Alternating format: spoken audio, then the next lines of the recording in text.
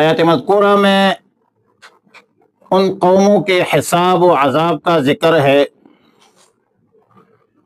जो बरोज़ क़यामत होने वाला है, मगर यह आयत मज़कूरा में बिलफ्ज़ माज़ी हासबना और अज़्ज़बना से ताबीर कर दिया।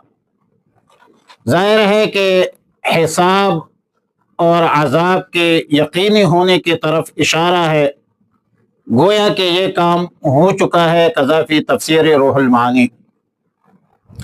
और ये मुराद भी हो सकता है कि हिसाब से मुराद सवालात न हो बल्कि सज़ा की तईन मुराद हो।